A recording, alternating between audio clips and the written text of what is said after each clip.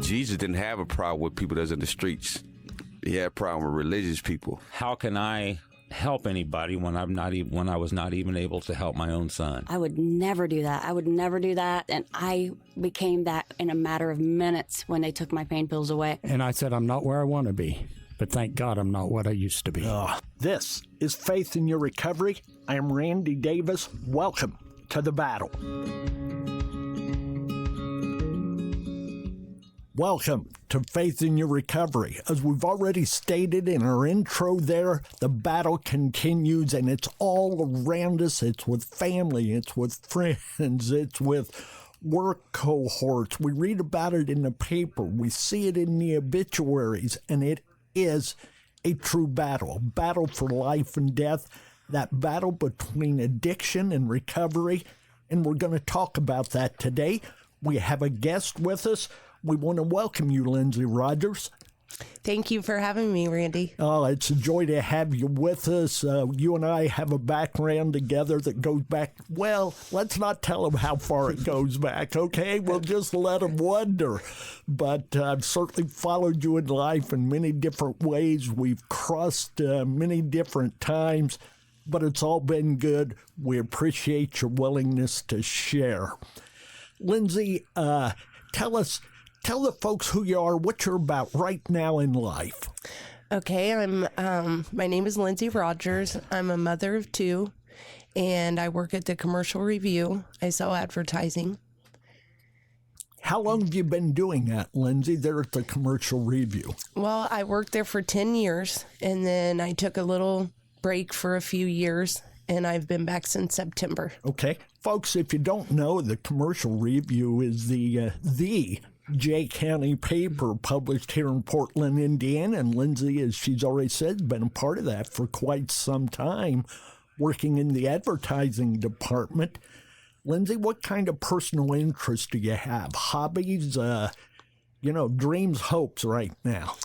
Well, I listen to a lot of music, and I do yoga at night, a lot of meditation, and I guess if I had a dream, it would be to help the children of addicts.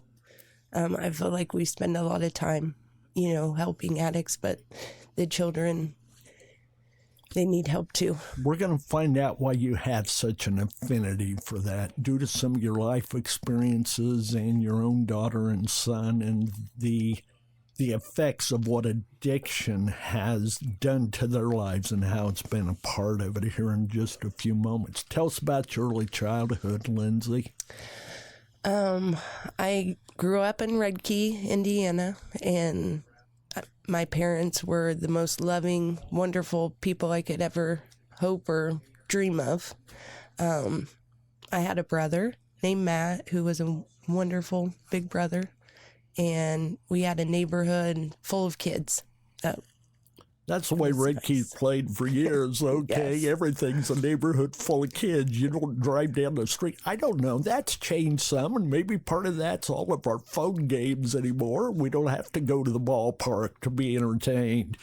But yes, knowing your family for years, hit us up with who Lindsey was during her high school time. What was she like? How would people have identified you or described you?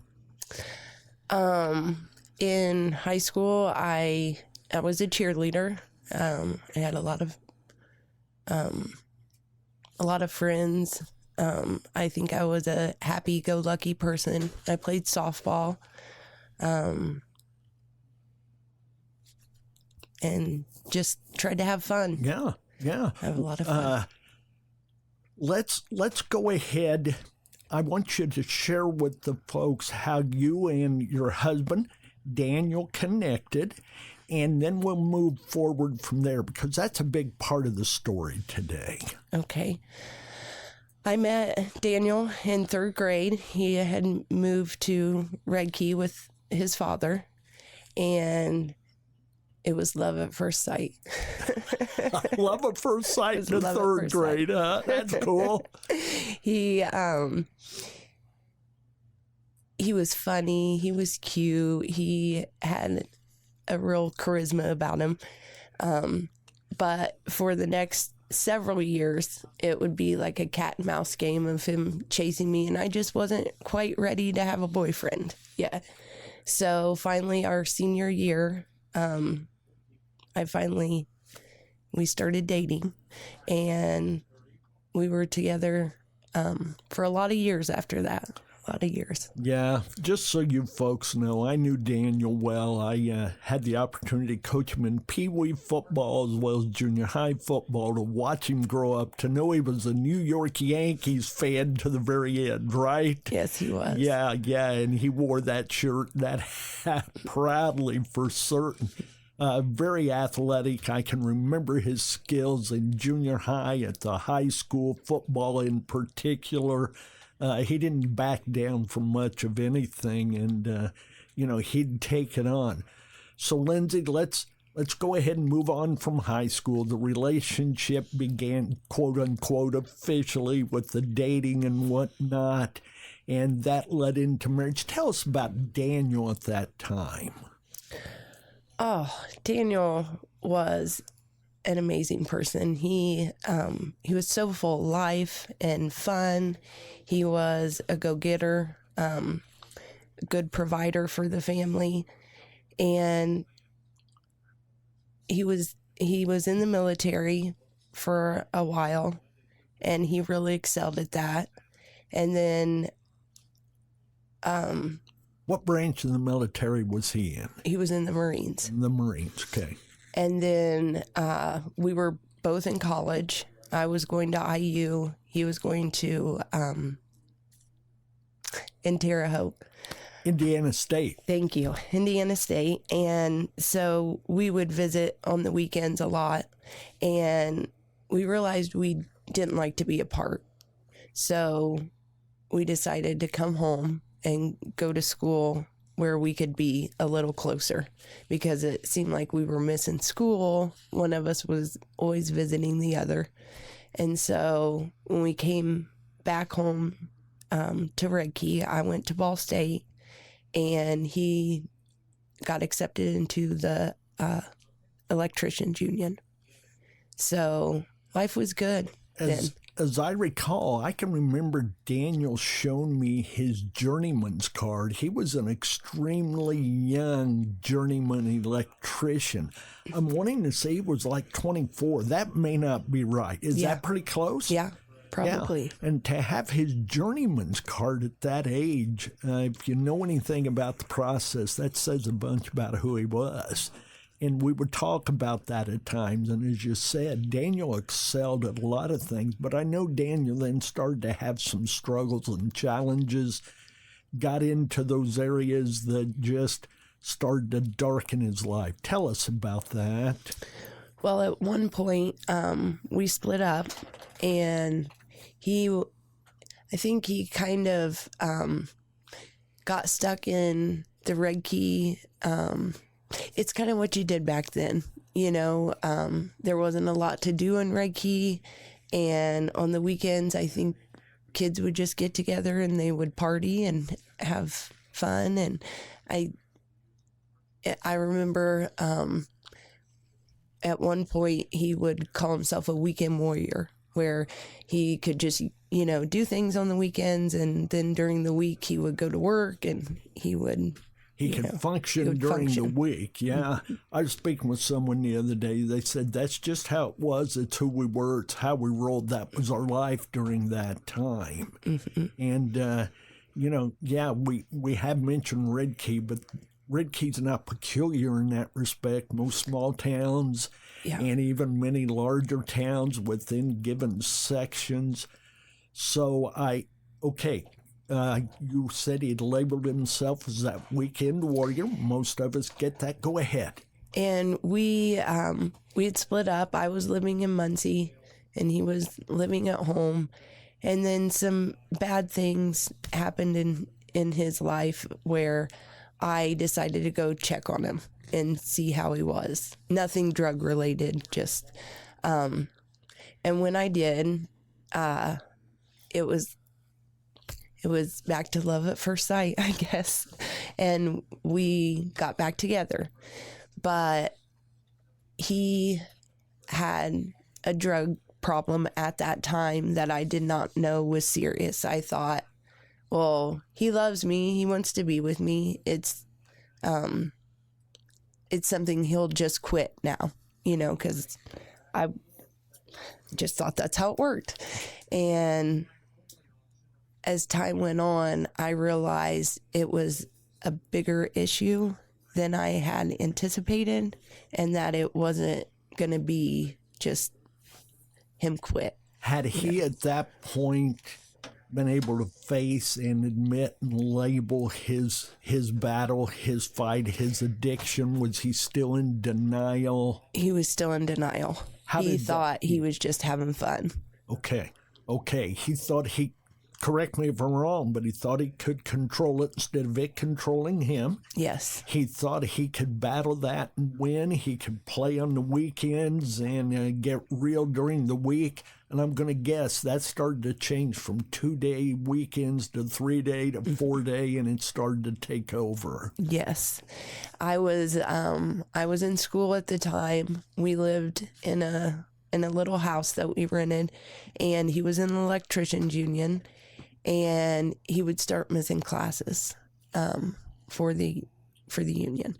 And thank God he always tended to put responsibility first. So when he would see he was going off track, he would kind of focus back on work. And it got to the point where Daniel was a full-time responsibility. I think I kind of took it on my own shoulders. It felt like I was trying to save a life at that time. And eventually it became so much that I quit school, and he was all I could focus on. It had just spiraled so far out of control that it was like he wasn't in there anymore.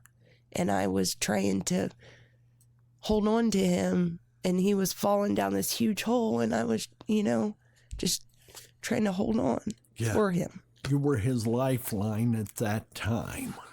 Yeah. And the way you describe that, that huge hole and trying to hold on to it, and that's something all of us can visualize. That had to be very wearing and tearing for you and on you. I don't think I realized how emotionally draining it was until, years later.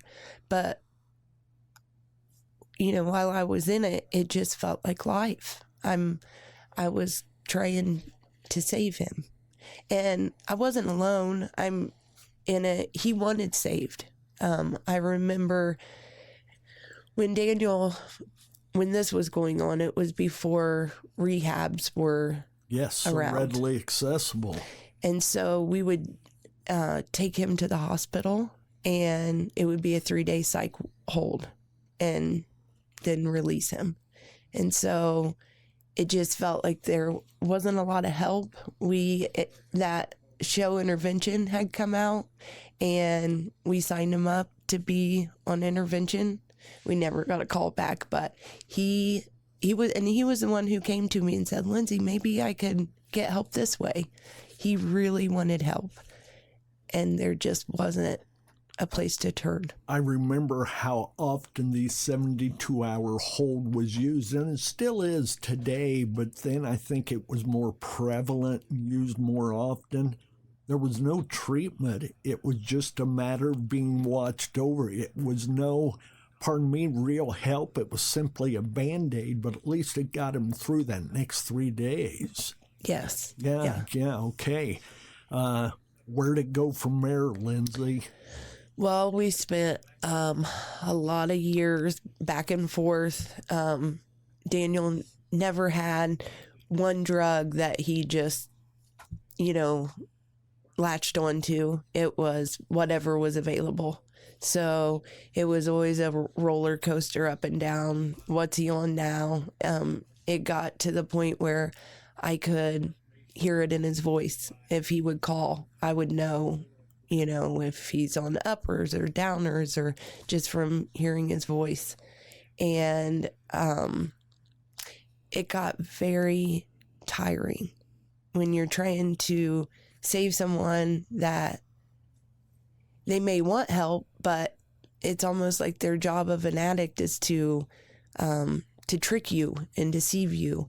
And whether they mean to manipulate you or not, you're being manipulated. You were fighting harder for him than he was fighting for himself. Yes. I remember finding out who drug dealers were, and I would block the numbers from his phone. I remember answering the phone if he would be sleeping and say, if you sell my husband drugs again, I will call the police on you. And, you know, tracking him down, following him, just for no, you know, looking back on it, who did I think I was? I couldn't save him, you know? Yeah. My ego was so big to think that I could. Your ego and your desire to see him saved. Yes. You mentioned something just a moment ago, how he had that voice to where you could tell immediately if it was an up or a down or whatever the case may be. Recently, I interviewed someone who was in your seat, and they made a comment about their dad who had been pretty much an alcoholic with lots of other drugs involved for years. But she remembers the day after he went for treatment, got clean, he had his voice back, as she remembered. And I'll bet you longed for that, didn't you? Oh, yeah, every day. And my parents, they would see me struggle. And one thing my mom said to me that's always stuck with me is, honey, I was so worried about you, but you always had a smile on your face. So I thought everything was okay, you know, as long as I was smiling. And I probably was really good at hiding it from the world. You were in some denial as well. If I don't say it, if I don't show it, maybe it's not real, or at least I can keep the secret. Yes, yes. And it was a secret. His after he passed, his stepmom said, "You hid it so well from us, we didn't know what a problem he had." And to me, when someone's fallen asleep in their plate, or, you know, their plate of food, or we would go to the mall, and it got to the point where Lilly and I would drive around waiting on him to fall asleep because it was so embarrassing if he came in the mall with us because he was very vocal when he was on something and very friendly. So it would get to the point where it was embarrassing, and we would just leave him in the car, you know, and we would go inside, and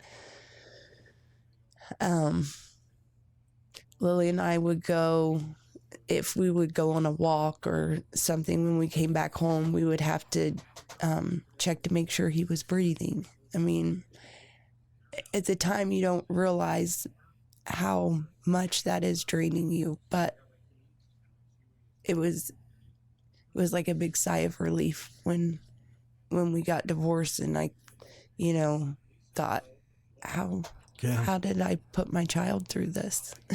So, you know?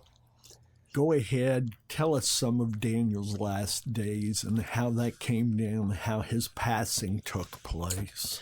Well, Daniel, there was a lot of years where it sounds like it was all bad, but it wasn't either. Daniel had so many good qualities. Best boyfriend I ever had, wonderful provider, good father. Just the addiction got in the way a lot. And at one point I finally had to divorce Daniel. And that was a really traumatic time because he fell even farther down the rabbit hole, and he became homeless, and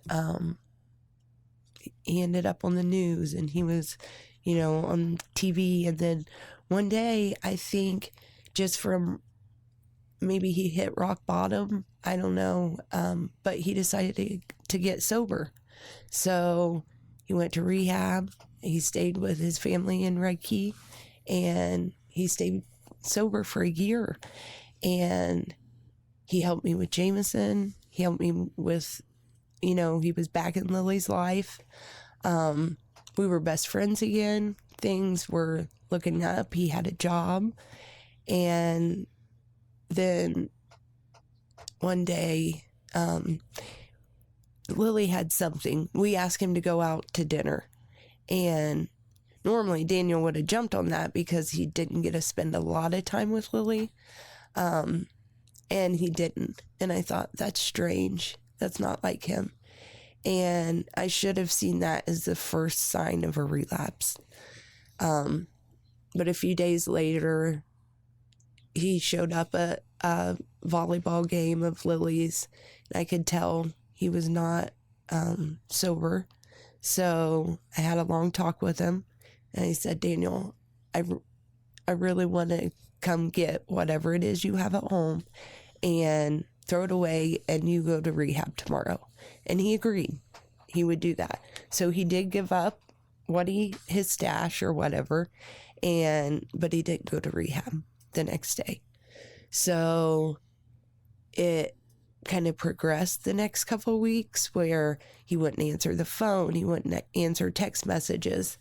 And one morning I woke up and his stepmom called and said, Daniel relapsed.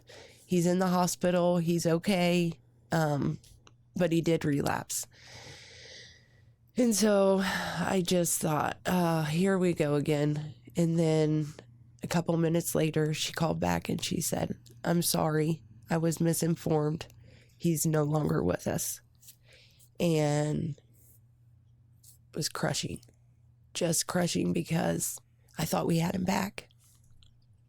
So many times I've heard a similar story where you have those months or that year of recovery, and then there's that relapse that is the last relapse, that it takes their lives.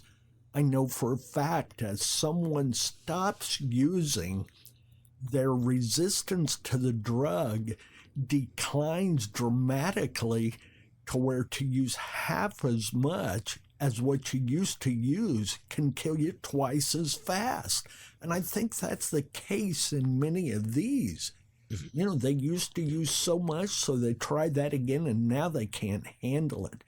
Triggers will set them off. We don't always know what sets them off, but going through that, watching your daughter go through that had to be traumatic and painful. Oh, it was terrible. It was such a battle inside because so many people are judging you. They're watching you. They think they know what's best, and when you love someone so much and you've known them for so many years, it's hard to walk away. So you think, you put yourself in that position and you think, well, I would have just left him. I had Lilly begging me, please don't leave Daddy. Please stay. And as a human with compassion, how do you leave someone when they're at their absolute worst? It was, what would God want me to do? That's a question that came into my mind so many times over the years. What would God want? And leaving him so wounded never felt right, but I never felt so judged in my life love him. Opinions are, they're a dime a dozen, okay? But yes, living through and knowing the intricacies is something totally different. Okay, let's move to that next step then. After Daniel, I know that you had someone else come into your life, that was kind of an in and out thing as far as the timing, but tell us about your relationship with Justin. Okay, when Daniel and I got divorced, it was literally one of the hardest things I ever have done. I mean, so when I see this bright light ray of hope, Justin walks in and he was just so happy and charismatic and funny and clever. And he just took my mind off of everything that was going on at home. And he loved my daughter. My daughter eventually loved him. Took a little time, but it was, it felt like life was moving forward in a positive way, finally. So you guys were together how long? 4 years. For 4 years. And I know that, you've already made it clear just what a joy. And I think a bright light is the way you referred to him there. I get that part of it. I knew him well enough to see that in him. He did have that style about him. He was a good schmoozer. He was very good. He was fun to be around. He always had a jab for you of some type, but always respectful with it as well. But I know he had his own battles. Tell us a little about that, Lindsey. Well, I didn't know Justin growing up. I only know from what I saw. But he was in the military and he got hurt in the military. So the doctor prescribed him pain medication. And so when Justin and I got together, I knew that he was on medication for his knee, but I didn't think that was an issue because it wasn't drugs on the street, I guess. And so as time went on, I think somehow he had lost his prescription, like his doctor quit writing his prescription or something. And it wasn't long after that I started noticing a huge change in Justin. He would sleep a lot. He wasn't present. He wouldn't answer my phone call. He wouldn't show up at Lilly's games, and it just was out of character. But we already loved him by that point, and it was not again, God, not again. But that's where we were. So how did I hear you say not again, not again. Did you start to doubt or question Lindsey in any way? I did. What was that like for you, Lindsey? I just thought, what is wrong with my choices, or what am I supposed to be learning from this? It was always about Lindsey instead of like seeing the bigger picture and seeing there were two humans struggling so hard that they couldn't, they ended up losing their lives. And I was worried about what people thought around me, or, you have this idea of what a relationship should feel like, and it should be pretty even.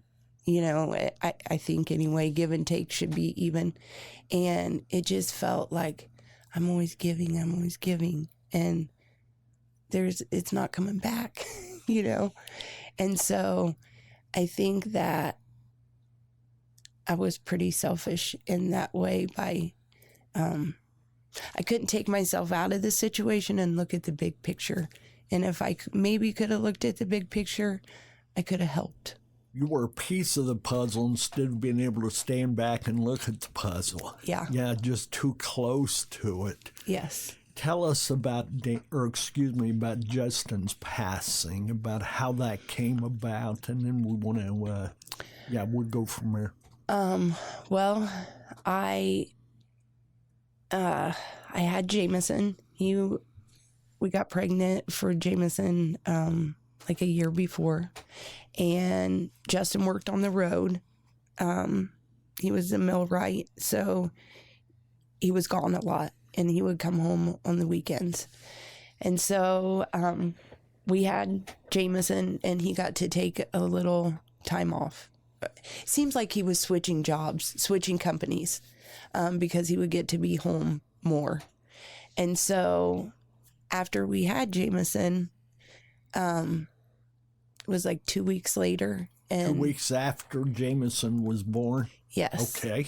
About day 12, I said, honey, I couldn't work anymore. And I had been kind of used to keeping the finances. I was kind of the breadwinner, I guess. And so I was like, Justin, honey, you really need to go back to work. And he did not want to leave Jamison and Lilly and me. And I think if he could have found a job closer to home, but the thought of leaving Jamison when he was just born was really hard on him. And I started noticing him having a lot more stress. And, but he went ahead and left. And the night that he left, he called and we had a real long talk. We were on the phone until a little after midnight. And then we'd made plans to go see him that weekend. And I finally, we hung up the phone. And the next morning, he would always send me a text message, have a good day at work or whatever. And I didn't get that text message. And I thought, well, his first day at a new job. And then lunchtime, he would always call. I didn't get a phone call at lunch, but I kept telling myself, everything's okay, And then I got a phone call from Dan Watson. And this is Justin's dad. Yes. And he said, Lindsey, I'm going to need you to come to the house. And I said, no, not coming over, Dan. I knew something was wrong. And he called back and he said, Lindsey, I need you to come to the house. And I finally went to the house and found out Justin had passed. We understand that was overdose. Don't know what triggered. So many times we don't. What did it trigger in you when you knew that he was gone?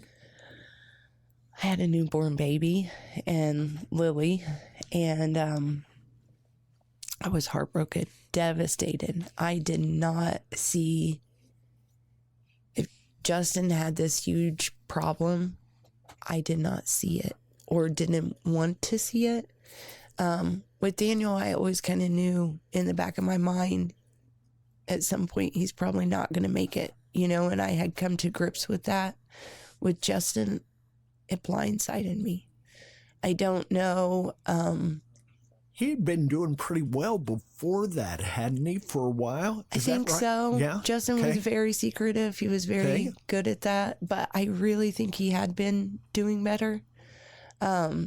So I knew I had to be strong for the baby and for Lilly. Lilly had already been through a lot in her life. And then to lose Justin, I knew was going to be really traumatic. And I just knew that I needed to be strong for them. Those two hits, I can't imagine how hard they were to take. To lose one by drug, overdose, and then to lose your child's father by drug overdose. The toughness is beyond my ability to imagine. Who did Lindsey become after all of that? Numb, very numb. I kind of locked myself away for 4 years. I just focused on the kids and dealing with myself, looking at myself in the mirror and thinking, why is my life here? What could I have done different? What could I have changed? What was my part in it? And it took a long time to reflect on that. And it's hard to look at yourself in the mirror. Yes, that's one of the most difficult moments anybody can have, and to enjoy what you see, okay? So you mentioned how you'd kind of locked yourself away for those 4 years, a lot of introspection, trying to figure out whatever you could figure out with this. Where's Lindsey today? Who is she? What's her mental state? What's her emotional state? I know there's still pain. You'll never get over the loss of either one of them. You loved them too much to get over it. But where are you now? I think I'm in a good spot. Jamison is in preschool now, and his grandmother, Kelly, watches him so that I can work. So I got to go back to work, and I think that was a huge step in my mental, my mental wellness. I've realized that I was not in control of any of it. So the way that I reacted, which was with a lot of anger most of the time, I've fought a lot with Daniel and Justin. It was what I was capable of at that time. And I think it was the best you could do under your circumstances, knowing what you knew. Yes. Okay. And I think that every day you just have to, whatever you feel guilty about or you're struggling with, you have to think, did I do my best? Was my intention the best that, and I see that I only did what I was capable of at the time. And so I've made peace with that. That's had to be a journey in and of itself. And I'm going to guess, though you're there at that point of peace, that journey is going to continue with every breath you have. And hopefully it will grow and improve. And you'll understand Lindsey better than you've ever understood her, that you'll be the you that God had created you to be to the utmost, and that you'll be able to no longer feel anger at them or yourself. We make mistakes. That's called life. But it's what we do with those mistakes, yes? Yes, Yeah. yes. It's amazing the steps that you go through when you lose someone. What are those called? Steps of grief? Yes. Yes. They're true. You go through every single one of those, and then sometimes you revisit and it's you not go back. a linear movement. You bounce back and forth between that anger it begins with the denial stage, just like, no, that can't be. There are still times I think I might be in denial, thinking, maybe Justin will come back, not as Justin, but as like this new soul, and then I think, Lindsey, what? Yeah, well, it's just denial. That is part of it. Yeah, it is denial, but it's also coping, and it's not the worst of ways to cope with this, okay? So many don't have any tools to cope with. At least you're thinking about the grief by mentioning those stages. That denial, that anger, when you get to the end, reinvesting in life. And I can tell you, Lindsey, with all honesty, being here today, I know that can't be an easy thing. It can't be comfortable, but you're wanting to invest in life. And you started this whole thing off with the idea that you want to be able to help kids whose parents are struggling with addiction. Do you have any further thoughts on that idea? How you might be able to play that out? Well, for a long time, I thought Lilly had some friends, that were in the same situation. And maybe if we just had a little group every week where they met, or it never really went much farther than just her friends, But I've often thought that. Or I've looked into getting my master's in social work, because that's the quickest way I could get to counseling. Yes, sure. I'm not sure that's where I'm intended to go. Okay. That's, yeah. Folks know this. We've also had an interview with Lilly. I don't know what order these interviews will come out, but you're going to get to hear from a 16-year-old who went through these battles, as Lindsey so often mentioned here, and you'll have a respect for what that was about. It'll help you understand Lindsey better, as Lindsey's story will help you to understand Lilly better. So, Lindsey, thank you for your willingness to join with us, your willingness to share, to open up.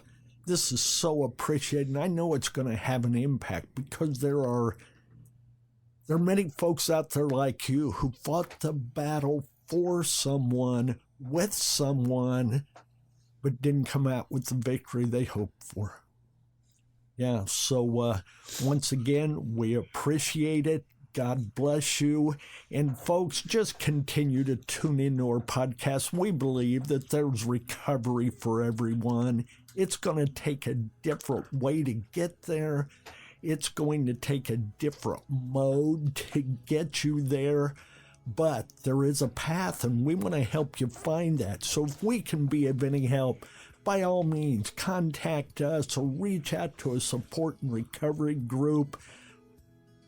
Above all, and to end it all, stay in the battle.